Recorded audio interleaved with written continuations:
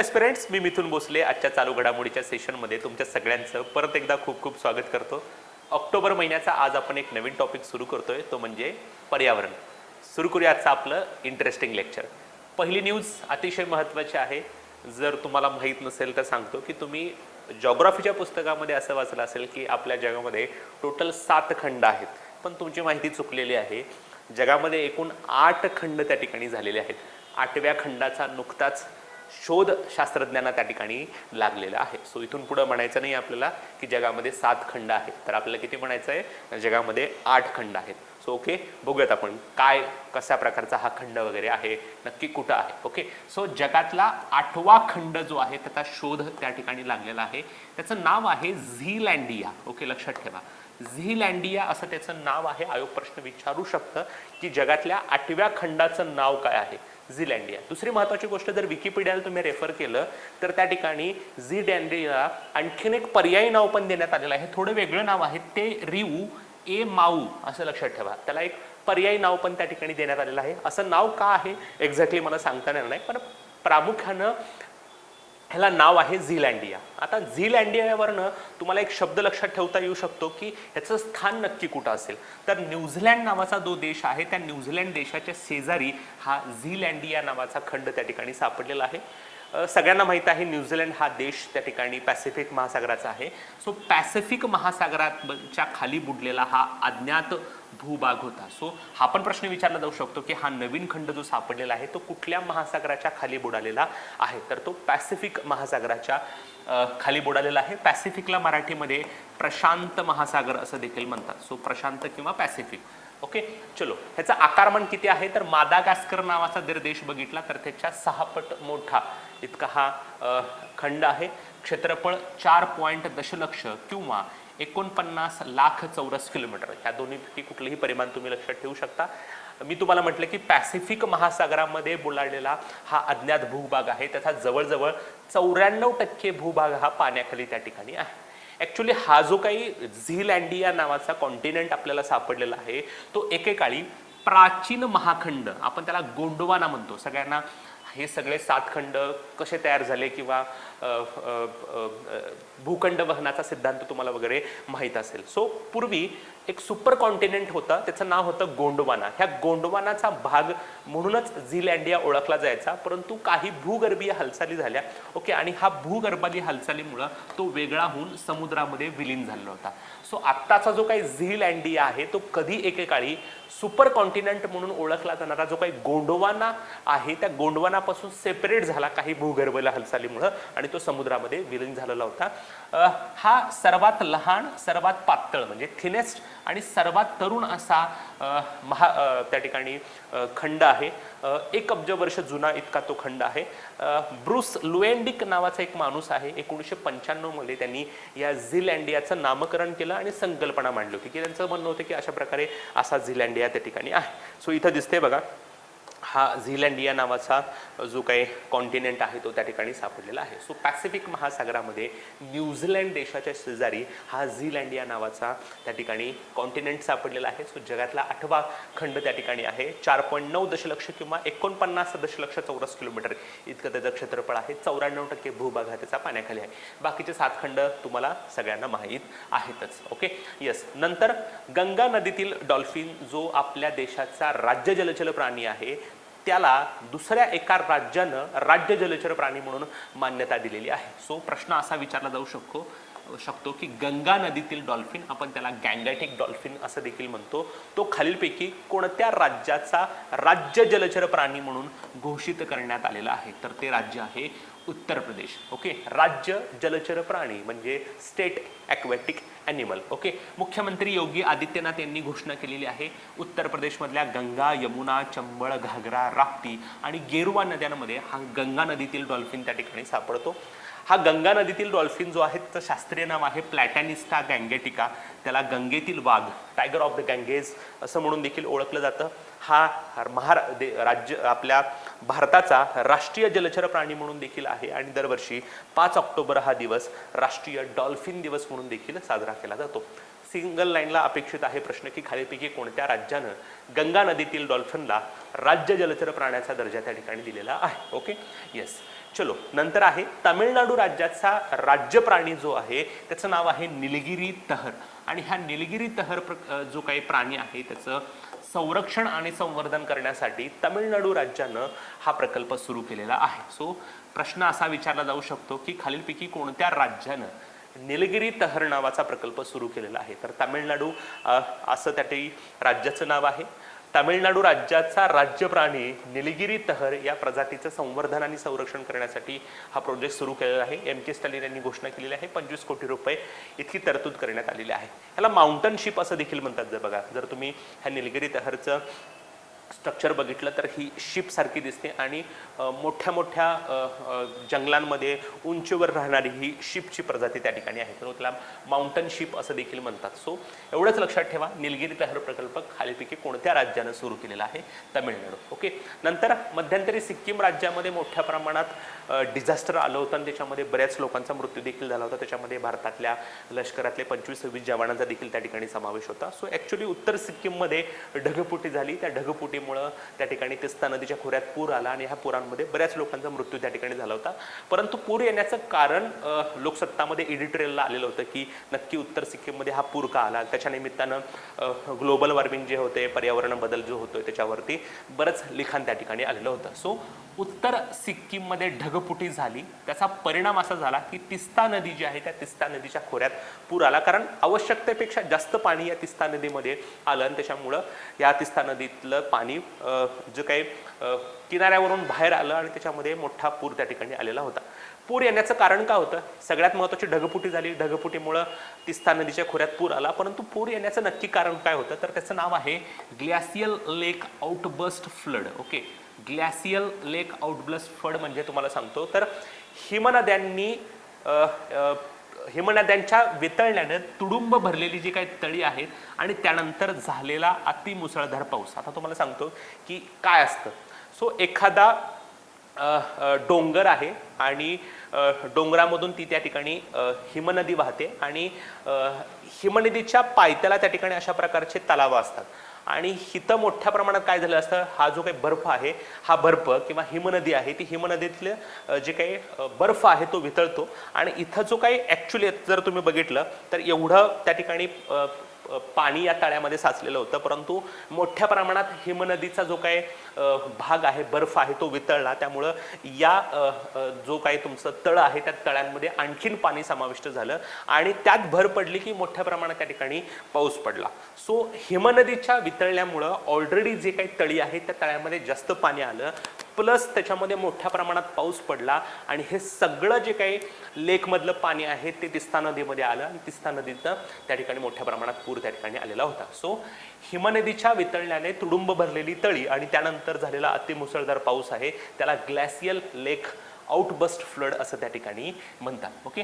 Yes. So दक्षिण लोहनाक नावाचा तलाव आहे तो फुटून चुंगथांग नावाच्या धरणातल्या पाणीसाठ्यामध्ये वाढ झाली. या पुरामध्ये जवळजवळ 13,000 कोटी रुपये खर्च करून उभारलेला जलविद्युत प्रकल्प देखील त्या ठिकाणी नाहीसा झालेला होता. सो आयोग असा प्रश्न विचारू शकतो की उत्तर सिक्कीममध्ये जो काही पूर आलेला होता तो कोणत्या नदीला आलेला होता? तिस्ता नदीच्या खोऱ्यामध्ये पूर त्या ठिकाणी आलेला होता. ओके. आणि हे कन्सेप्ट फक्त लक्षात ठेवा, ग्लॅसियल लेक आउटबर्स्ट फ्लड. ओके. येस. नंतर आंतरराष्ट्रीय स्थलांतरित पक्षी दिवस, आपण त्याला इंटरनॅशनल मायग्रेटरी बर्ड्स डे म्हणून साजरा केला जातो. या दिवसाचं वैशिष्ट्य म्हणजे हा वर्षातून 2 वेळा साजरा केला जातो. मे आणि ऑक्टोबर महिन्याचा जो काही दुसरा शनिवार आहे तो यावर्षी 2023 मध्ये तो 13 मे आणि 14 ऑक्टोबर रोजी साजरा करण्यात आला. कारण 13 मे हा मे महिन्याचा दुसरा शनिवार होता आणि 14 ऑक्टोबर हा ऑक्टोबर महिन्याचा दुसरा शनिवार त्या ठिकाणी होता. सो हा विशिष्ट दिवसाला नाही तर विशिष्ट वाराला साजरा त्या ठिकाणी केला जातो. वॉटर सस्टेनिंग बर्ड लाईफ अशी त्याची थीम त्या ठिकाणी आहे. ओके. येस. नंतर आपण संक्षिप्त घडामोडी बघूयात. ओके. जलसंधारणाचं महत्त्व लोकांपर्यंत पोहोचावं, त्याची जनजागृती व्हावं म्हणून जगातलं पहिलं वॉटर युनिव्हर्सिटी जी आहे ती रुईरापारा, जिल्हा हमीरपूर, उत्तर प्रदेशमध्ये उभारली जात आहे. सो प्रश्न असा विचारला जाऊ शकतो, जगातलं पहिली वॉटर युनिव्हर्सिटी युनिव्हर्सिटी कुठं आहे? उत्तर प्रदेशमध्ये. नंतर मोठ्या प्रमाणात पॉलिथिनच्या बॅग आहेत, त्याचा वापर लोकांमध्ये आहे आणि हे पॉलिथिन त्या ठिकाणी निसर्गामध्ये डिग्रेड होत नाही, म्हणून पॉलिथिन कचरा बँक त्या ठिकाणी एका राज्यानं सुरू केलेली आहे. ते राज्य आहे उत्तराखंड. अशा प्रकारची देशातली ही पहिलीच पॉलिथिन कचरा बँक त्या ठिकाणी आहे. नंतर सगळ्यांना माहीत आहे, जिथं पाण्यानं संपृक्त असलेली जमीन असते, वॉटर सॅच्युरेटेड एरिया जो असतो त्याला आपण वेटलँड म्हणतो, आणि देशातली पहिलं असं वेटलँड शहर म्हणून उदयपूरला दर्जा देण्यात आलेला आहे. आणि उदयपूरला तलावांचं शहर असं देखील म्हणतात राजस्थानमधलं. ओके, सो पहिलं जलविद्यापीठ उत्तर प्रदेश, पहिली पॉलिथिन कचरा बँक उत्तराखंड, पहिले पाणथळ शहर उदयपूर. ओके, नंतर 6वी जागतिक आपत्ती व्यवस्थापन परिषद जी आहे ती डेहराडूनमध्ये आयोजित करण्यात आली होती. हे महत्त्वाचं आहे, आंतरराष्ट्रीय स्तरावरची डिझास्टर मॅनेजमेंट परिषद आहे, प्रश्न विचारला जाऊ शकतो. नंतर देशातील पहिले कार्टोग्राफी म्युझियम मसुरी या ठिकाणी उभारण्यात आलेलं आहे. कार्टोग्राफी म्हणजे नकाशे, तक्ते इत्यादी तयार करण्याचं जे काही शास्त्र आहे त्याला कार्टोग्राफी म्हणतात. अशा कार्टोग्राफी म्युझियम मसुरीमध्ये सुरू करण्यात आलेला आहे. देशातील पहिला सोलार रूफ सायकलिंग ट्रॅक जो आहे तो हैदराबादमध्ये उभा करण्यात आलेला आहे आणि त्याचं नाव आहे हेल्थ वे. मोठ्या प्रमाणात त्या ठिकाणी सायकलच्या वापराला प्रोत्साहन मिळावं आणि त्याच्या माध्यमातून वरती सोलार रूफ बसवण्यात आलेले आहेत आणि खाली सायकल ट्रॅक बनवण्यात आलेला आहे, जेणेकरून सोलार एनर्जी पण तयार होईल. दुसरी महत्त्वाची गोष्ट, सायकलचा वापर केल्यामुळे त्या ठिकाणी हवेमध्ये जे काही प्रदूषिकारी घटक जातात आपल्या व्हेकल माध्यमातून ते पण कुठेतरी कमी होईल. सो देशातील पहिला सोलार रूफ सायकलिंग ट्रॅक हैदराबादमध्ये उभा करण्यात आलेला आहे. नंतर देशातील पहिले हरित ऊर्जा पुरातत्व स्थळ तटीय मंदिर महाबलीपुरम हे तामिळनाडूमधलं ठिकाण आहे. तिथं जे काही कोस्टल मंदिर आहे त्या मंदिराला देशातलं पहिलं हरित ऊर्जा पुरातत्व स्थळ म्हणून मान्यता देण्यात आलेली आहे. देशातील पहिली ग्रीन हायड्रोजन फ्युएल बस जी आहे ती नवी दिल्लीमध्ये सुरू करण्यात आलेली आहे. हरदीप सिंग पुरी यांनी त्याला हिरवा झेंडा दाखवलेला आहे. नंतर हरित हायड्रोजनसाठी भारत आणि सौदी अरेबिया यांनी एकमेकांशी करार केलेला आहे. नंतर पर्यावरण आणि आरोग्यास धोका असल्यामुळं सप्तपर्णी नावाची एक वनस्पती आहे त्याच्या लागवडीवर गुजरात राज्यानं बंदी घातलेली आहे. नंतर आपत्ती जोखीम कमी करण्यासाठी दिवस 13 ऑक्टोबर रोजी साजरा केला जातो. Fighting inequality for a resilient future अशी त्याची थीम आहे. नंतर वर्ल्ड हॅबिटॅट डे म्हणजेच आदिवासी दिवस हा दरवर्षी ऑक्टोबर महिन्याचा पहिला सोमवार म्हणून साजरा केला जातो. 2023मध्ये त्या ठिकाणी 2 ऑक्टोबर रोजी हा दिवस साजरा करण्यात आला. रेझिलिएंट अर्बन इकॉनॉमीज अशी त्याची थीम त्या ठिकाणी आहे. आंतरराष्ट्रीय प्राणी कल्याण दिवस हा 4 ऑक्टोबर रोजी असतो. वन्यजीव सप्ताह वाईल्ड लाईफ वीक हा दरवर्षी 2 ते 8 ऑक्टोबर रोजी असतो. यावर्षी partnership for wild life conservation अशी तिची थीम आहे. ऑक्टोबर महिन्यामध्ये 2 चक्रीवादळ आले होते, त्यातलं एक आहे तेज, जे हा अरबी समुद्रामध्ये आलं होतं आणि त्याचं नामकरण भारतानं त्या ठिकाणी केलं होतं. दुसरं आहे हेमून, जे पश्चिम बंगालमध्ये बंगालच्या उपसागरामध्ये आलं होतं, त्याचं नामकरण इराण देशानं केलेलं होतं. नंतर वाघांच्या संरक्षणासाठी विशेष व्याघ्र संरक्षण दल स्थापन करण्यासाठी अरुणाचल प्रदेशनं मंजुरी दिलेली आहे.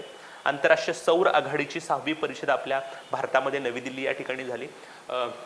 मोठ्या प्रमाणात जी काही अभयारण्य आहेत, नॅशनल पार्क्स आहेत, तिथून त्या ठिकाणी रेल्वे ट्रॅक्स गेलेले आहेत आणि बऱ्याच वेळेला हत्ती या ट्रॅक्सवरून जात असताना हत्तींना रेल्वेची धडक होऊन मोठ्या प्रमाणात हत्तींच्या मृत्यूंचे प्रमाण त्या ठिकाणी वाढलेले आहेत.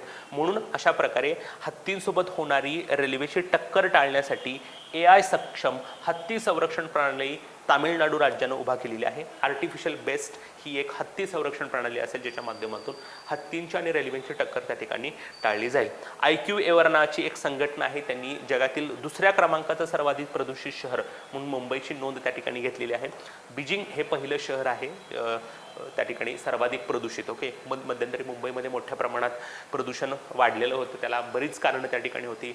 एकतर फॉग आहे आणि दुसरी महत्त्वाची गोष्ट थंडीच्या दिवसामध्ये फॉग आहे आणि दुसरी महत्त्वाची गोष्ट मध्ये मुंबई हे एक वाढत्या लोकसंख्येचं शहर आहे. मोठ्या प्रमाणात इंडस्ट्री आहे, मोठ्या प्रमाणात कन्स्ट्रक्शन बिझनेस त्या ठिकाणी सुरू आहे, त्यामुळे हवेमध्ये मोठ्या प्रमाणात धुलीकण पसरलेले असतात. त्यामुळे थंडीमध्ये किंवा ऑक्टोबर, नोव्हेंबर, डिसेंबर या महिन्यामध्ये जगातल्या सर्वच शहरांमध्ये, भारतातल्या सर्वच शहरांमध्ये थोडं प्रदूषणाचं प्रमाण त्या ठिकाणी वाढलेलं असतं. रादर पुणे, मुंबई यासारख्या शहरांमध्ये विदाऊट मास्क प्रवास करू नका असं देखील केंद्र सरकारनं त्या ठिकाणी सांगितलेलं होतं, कारण प्रदूषणाची हवेची पातळी अत्यंत त्या ठिकाणी खालावलेली त्या ठिकाणी होते. सो IQ एअरनं जगातलं सर्वाधिक प्रदूषित दुसऱ्या क्रमांकाचं शहर म्हणून मुंबईला ओव्हरकम केलं. मुंबई आहे त्या ठिकाणी, दिल्लीला ओव्हरकम केलेलं आहे. जनरली भारतामध्ये सर्वात जास्त प्रदूषण हे दिल्लीमध्ये आहे, परंतु दिल्लीच्या पण अगोदर आपल्या मुंबईचा क्रमांक त्या ठिकाणी लागलेला आहे. नंतर wild life trust of India नावाची संस्था आहे, त्यांनी असं एक प्रजातीबद्दल उल्लेख केलेला आहे जी जगातील सर्वात धोकादायक प्रजाती ठरलेली आहे, उभयचर प्रजाती, ती म्हणजे डान्सिंग फ्रॉग. डान्सिंग फ्रॉग ही देशातील सर्वात धोक्यात असलेली म्हणजे एंडेंजर्ड असलेली उभयचर प्रजाती त्या ठिकाणी आहे. पश्चिम घाटामध्ये हा डान्सिंग फ्रॉग आढळतो. नंतर तामिळनाडू राज्यामध्ये किनारपट्टीवर सापडलेली एक सागरी टॅड्रीग्रेडची प्रजाती जी आहे त्याचं नाव बॅटलिप्स कलामी असं त्या ठिकाणी आहे. नंतर भात शेती जाळण्याच्या व्यवस्थापनासाठी कृती योजना आखणारी राज्य पंजाब आणि हरियाणा. हे थोडं डिटेलमध्ये सांगतो कारण तुम्हाला. ओके, दिल्लीच्या शेजारी पंजाब आणि हरियाणा ही राज्य आहेत आणि पंजाब आणि हरियाणामध्ये मोठ्या प्रमाणात त्या ठिकाणी काय केलं जातं, भाताची लागवड त्या ठिकाणी केली जाते. भात कापल्यानंतर खाली जी शिल्लक राहिलेली धसकट आहेत किंवा क्रॉप रेसिड्यू आहे ते क्रॉप रेसिड्यू शेतकऱ्यांकडून जाळले जातात आणि हे जाळलेले क्रॉप रेसिड्यूमुळे मोठ्या प्रमाणात हवेत धूर निर्माण होतो आणि हा धूर आपल्या राष्ट्रीय राजधानी प्रदेश दिल्लीमध्ये येतो आणि तिथं ऑलरेडी थंडीचं प्रमाण जास्त आहे आणि तिथं थंडी म्हणजे काय तर तिथं मोठ्या प्रमाणात फॉग आहे. फॉग म्हणजे धूर आहे, धुकं आहे आणि पंजाब हरियाणामधून येणारं धूर त्याला आपण स्मोक असं त्या ठिकाणी म्हणतो. सो स्मोक म्हणजे धूर प्लस धुके जे आहे त्याच्यापासून धुरकं त्या ठिकाणी तयार होतं आणि ह्या धुरक्यांमुळं मोठ्या प्रमाणात हवेची गुणवत्ता त्या ठिकाणी खराब झालेली असते. सो पंजाब हरियाणामध्ये मोठ्या प्रमाणात शेतकरी भात शेती जाळतात म्हणजे भात काढल्यानंतर जे शिल्लक राहिलेले क्रॉप रेसिड्यू आहे ते जाळले जातात. त्यामुळे मोठ्या प्रमाणात त्या ठिकाणी काय होतं, वायू प्रदूषण किंवा हवेचं प्रदूषण होत असतं. म्हणून अशा प्रकारे आपल्याला जर त्याचं व्यवस्थापन केलं तर मोठ्या प्रमाणात आपण प्रदूषणाला आळा घालू शकतो. म्हणून पंजाब आणि हरियाणानं भात जाळण्याच्या व्यवस्थापनासाठी कृती योजना आखलेली आहे. वायू प्रदूषणाचा सामनासाठी ग्रीन वॉर रूमचं उद्घाटन नवी दिल्लीमध्ये करण्यात आलेलं आहे. IIT हैदराबादनं पूर संबंधित माहिती देण्यासाठी एक प्लॅटफॉर्म तयार केलेला आहे, त्याचं नाव आहे स्नॅप फ्लड. एखाद्या विशिष्ट ठिकाणी पूर वगैरे येणार असेल तर त्याची पूर्वसूचना आपल्याला अगोदरच त्या ठिकाणी मिळेल. उंची कमी होत असल्यामुळं युरोपामधलं एक पर्वत शिखर जे आहे ते चर्चेत आहे, त्याचं नाव आहे माउंट ब्लँक. त्याची उंची आहे 4805.59 मीटर. त्याची उंची कमी होत आहे म्हणून ते आल्प्स पर्वतातील हे शिखर त्या ठिकाणी चर्चेत त्या ठिकाणी होतं. ओके, सो नेहमीप्रमाणे आपण एकदा क्विक रिव्हिजन करूयात, बघूयात आपण काय त्या ठिकाणी शिकलेलं आहे. पहिला आपण बघितलं जगातला 8वा खंड ज्याचा शोध लागलेला आहे त्याचं नाव आहे झीलँडिया. न्यूझीलंड देशाच्या शेजारी पॅसिफिक महासागराच्या खाली हा बुडलेला आहे. 4.9 दशलक्ष किंवा 49 लाख चौरस किलोमीटर इतकं क्षेत्रफळ आहे. 94% भूभाग त्याचा पाण्याखाली आहे. ॲक्च्युली गोंडवाना नावाचा जो काही सुपर कंटिनेंट होता त्याचाच हा झीलँडिया नावाचा खंड आहे, त्याचा भाग होता. परंतु काही भूगर्भीय हालचालीमुळे हा त्याच्यापासून सेपरेट झाला आणि समुद्रामध्ये विलीन त्या ठिकाणी झालेला होता. ब्रूस लुएंडिक यांनी त्याचं नाव आणि संकल्पना दिलेली आहे. उत्तर प्रदेश राज्यानं गंगा नदीतील डॉल्फिनला राज्य जलचर प्राण्याचा दर्जा दिलेला आहे. हाच गंगा नदीतील डॉल्फिन आपल्या देशाचा देखील राष्ट्रीय जलचर प्राणी म्हणून ओळखला जातो. निलगिरी तहर या राज्य प्राण्याचं संवर्धन आणि संरक्षण व्हावं म्हणून तामिळनाडू राज्यानं निलगिरी तहर प्रकल्प त्या ठिकाणी सुरू केलेला आहे. उत्तर सिक्कीममध्ये तिस्ता नदीच्या खोऱ्यात पूर आल्यामुळं त्या ठिकाणी मोठ्या प्रमाणात नुकसान झालं होतं आणि पूर येण्याचं कारण आहे ग्लॅशियल लेक आउटबस्ट फ्लड. म्हणजे काय, हिमनद्यांमधला जो काही बर्फ आहे तो वितळतो आणि मोठ्या प्रमाणात तिथं जे काही तळी आहेत त्या तळ्यांमध्ये मोठ्या प्रमाणात पाणी येतं आणि त्याच वेळेला मोठ्या प्रमाणात पाऊस येतो. त्याला आपण ग्लॅशियल लेक आउटबस्ट म्हणतो. आणि असं कुठलं तळ आहे जे त्या ठिकाणी फुटलं, त्याचं नाव आहे दक्षिण लोनाक नावाचं तलाव त्या ठिकाणी आहे. नंतर आंतरराष्ट्रीय स्थलांतरित पक्षी दिवस वर्षातून 2 वेळा साजरा केला जातो, मे आणि ऑक्टोबर महिन्याचा दुसरा शनिवार. यावर्षी तो अनुक्रमे 13 मे आणि 14 ऑक्टोबर रोजी आलता. वॉटर सस्टेनिंग बर्ड लाईफ अशी त्या वर्षीची त्याची थीम त्या ठिकाणी आहे. ओके, जगातलं पहिलं जल विद्यापीठ उत्तर प्रदेशमध्ये आहे. देशातली पहिली पॉलिथिन कचरा बँक उत्तराखंडमध्ये आहे. देशातील पहिलं पाणथळ शहर उदयपूर आहे. 6वी जागतिक आपत्ती व्यवस्थापन परिषद डेहराडूनमध्ये आहे. देशातील पहिले कार्टोग्राफी म्युझियम मसुरीमध्ये उभारण्यात आलेलं आहे. देशातील पहिला सोलार रूफ सायकलिंग ट्रॅक हैदराबादमध्ये आहे. हेल्थवे त्याचं नाव आहे. देशातील पहिलं हरित ऊर्जा पुरातत्व स्थळ जे आहे त्याचं नाव आहे तटीय मंदिर महाबलीपुरम. देशातली पहिली ग्रीन हायड्रोजन फ्युएल सेल बस नवी दिल्लीमध्ये आहे. हरित हायड्रोजनसाठी भारत आणि सौदी अरेबियाने करार केलेला आहे. गुजरात राज्यानं सप्तपर्णी वनस्पतीवर बंदी त्या ठिकाणी घातलेली आहे. 13 ऑक्टोबर हा आपत्ती जोखीम कमी करण्यासाठीचा दिवस म्हणून साजरा केला जातो. दरवर्षी ऑक्टोबर महिन्याचा पहिला सोमवार हा वर्ल्ड हॅबिटेट डे म्हणून साजरा केला जातो. यावर्षी तो 2 ऑक्टोबर रोजी त्या ठिकाणी आलेला होता. वन्यजीव सप्ताह 2 ते 8 ऑक्टोबर दरम्यान साजरा केला जातो. ऑक्टोबर महिन्यामध्ये तेज आणि हेमून नावाची चक्रीवादळं आली होती. तेज हे अरबी समुद्रामध्ये आलेलं चक्रीवादळ आहे. त्याचं नामकरण भारतानं त्या ठिकाणी केलेलं होतं. वाघांच्या संरक्षणासाठी विशेष व्याघ्र संरक्षण दल स्थापन करण्यासाठी अरुणाचल प्रदेशनं मंजुरी दिलेली आहे. रेल्वेसोबत हत्तींची होणारी टक्कर टाळण्यासाठी AI सक्षम हत्ती संरक्षण प्रणाली सुरू करणारं राज्य आहे तामिळनाडू. एक IQ एअरनुसार जगातील दुसऱ्या क्रमांकाचं सर्वात प्रदूषित शहर आहे मुंबई. पहिलं शहर आहे बीजिंग. ओके. नंतर wild life trust of India संस्थेच्या अहवालानुसार जगातील देशातील सर्वात धोक्यात असलेली उभयचर प्रजाती आहे डान्सिंग फ्रॉग, जी पश्चिम घाटामध्ये आढळते. भात शेती जाळण्याच्या व्यवस्थापनासाठी कृती योजना आखणारी राज्य आहेत पंजाब आणि हरियाणा. वायू प्रदूषणाचा सामना करण्यासाठी नवी दिल्लीमध्ये ग्रीन वॉर रूमचं स्थापना करण्यात आलेली आहे. IIT हैदराबादनं स्नॅप फ्लड नावाचं एक प्लॅटफॉर्म सुरू केलेलं आहे, ज्याच्यामध्ये पुराच्या संदर्भात माहिती त्या ठिकाणी नागरिकांना दिली जाईल. माउंट ब्लँक नावाचं एक आल्प्स पर्वतातील शिखर आहे. ते मध्यंतरी चर्चेत होतं कारण त्यांची उंची जी आहे ती कमी कमी होत चाललेली आहे. ओके. सो आजच्यासाठी आपण इथंच थांबतोय मित्रांनो. परत भेटूयात नवीन चालू घडामोडी आणि नवीन संकल्पना असेल. तोपर्यंत धन्यवाद.